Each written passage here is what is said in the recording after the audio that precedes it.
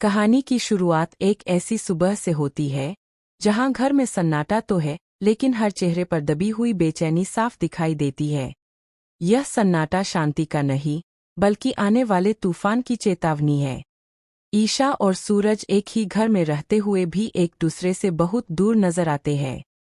बाहर से देखने वालों को लगता है कि यह बस रोज की नोकझोंक है, लेकिन हकीकत इससे कहीं ज्यादा गहरी है। इस दूरी की सबसे बड़ी वजह है आरव और काव्या का रिश्ता। सूरज अच्छी तरह जानता है कि ईशा दिल से नहीं चाहती कि आरव और काव्या का तलाक हो। उसे लगता है कि ईशा कुछ छुपा रही है, कोई चाल चल रही है। वही ईशा का दावा बिल्कुल साफ है, अब यह रिश्ता खत्म हो जाना चाहिए। उसकी आवाज में ऐसी सख्ती है जो सूरज को चौंका देती है। यह बात जब दाई माँ के कानों तक पहुंचती है तो उनका धैर्य टूट जाता है।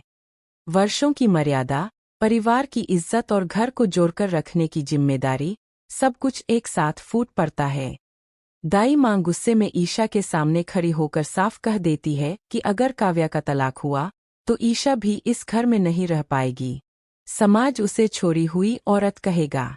और सबसे तीखा वार करते हुए दाई माँ कह देती है कि सूरज तो ब्रह्मचारी है, वह कभी माँ बनने की खुशी भी नहीं दे सकता। ये शब्द सिर्फ ताना नहीं थे, बल्कि एक गहरी चाल थी। लेकिन उस पल कोई भी यह समझ नहीं पाता। सूरज के लिए यह सुनना आसान नहीं था। उसका ब्रह्मचर्य व्रत सिर्फ एक संकल्प नहीं, उसकी पहचान बन चुका था। लेकिन सामने ईशा खड़ी थी, वह औरत जिसे वह खुद से दूर जाते हुए नहीं देख सकता था। घर में सन्नाटा छा जाता है। सभी की नजरें सूरज पर टिक जाती है।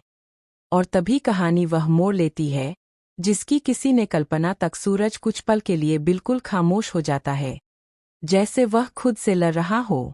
एक तरफ उसका व्रत, उसकी आस्था, उसकी पहचान। दूसरी तरफ ईशा, जिसे वह टूटते हुए नहीं देख सकता। और फिर अचानक वह फैसला ले लेता है जो पूरे घर की नींव हिला देता है। सूरज आगे बढ़ता है और ईशा को अपने सीने से लगा लेता है। उसी एक पल में वह अपना ब्रह्मचर्य व्रत तोड़ देता है। वक्त जैसे थम जाता है। घर के सभी लोग स्तब्ध रह जाते हैं। जिस सूरज को संयम और त्याग की मिसाल माना जाता था, वही सूरज आज अपने दिल की सुन चुका होता है। बाद इस फैसले पर हामी भर देते हैं। आरव को घर बुलाया जाता है। काव्या और आरव की मुलाकात होती है। आंखों में पछतावा, दिल में प्यार और रिश्ते को फिर से संवारने की सच्ची चाह। दोनों समझ जाते हैं कि गलतफहमियों ने उन्हें दूर किया था, प्यार आज भी जिंदा है। तय होता है कि बहुत जल्द आरव काव्या को अपने साथ गुलाब हवेली ले जाएगा। एक टूटा रिश्ता फिर से सांस लेने लगता है।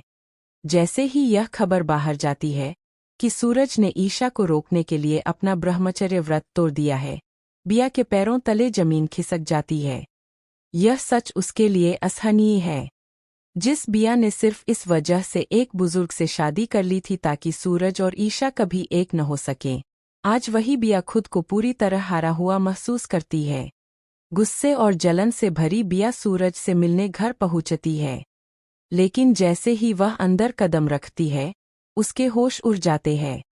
उसे पता चलता है कि ईशा सूरज के बच्चे की मां बनने वाली है। यह खबर बिया के लिए किसी वज्रपात से कम नहीं होती। उसकी सारी साजिशें, सारे त्याग, सारी चालें, सब बेकार हो चुकी है। जहां बिया अंदर से टूट चुकी है, वही दाई माँ की खुशी का कोई ठिकाना नहीं है। घर में आने वाली नई खुशियों की तैयारियां शुरू हो जाती है। ईशा, जिसे कभी निकाला जा रहा था, आज उसी घर की उम्मीद बन चुकी है। सूरज और ईशा की जिंदगी अब एक नए अध्याय की ओर बढ़ चुकी है। लेकिन सवाल अब भी बाकी है, क्या सूरज ने सही किया? क्या व्रत तोड़कर इंसान बनना गलत था? या आने वाले समय में यह फैसला नई मुश्किलें खड़ी करेगा? इतना तय है कि ईशा ने साबित कर दिया, सब्र का फल हमेशा मीठा होता है। जिसने सबसे ज्यादा सहा, वही आज सबसे मजबूत बनकर खड़ी है। लेकिन कहानी अभी खत्म नहीं हुई है। ईशा के मां बनने की खबर जैसे ही घर में फैलती है, माहौल पूरी तरह बदल जाता है। वही घर, जहां कुछ वक्त पहले तक तानों और धमकियों की गूंज थी, अब वहां उम्मीद और भविष्य की बातें होने लगती है। दाई माँ की आंखों में सुकून है। उनके लिए यह सिर्फ एक खुशखबरी नहीं, बल्कि घर की जीत है। उन्हें लगता है कि आखिरकार भगवान ने इस घर की लाज रख ली। सूरज बाहर से शांत दिखता है, लेकिन अंदर से वह खुद से लगातार सवाल कर रहा है। उसने जो फैसला लिया, वह आसान नहीं था। ब्रह्मचर्य व्रत टूट चुका है, लेकिन उसके दिल में पहली बार कोई बॉय नहीं हा।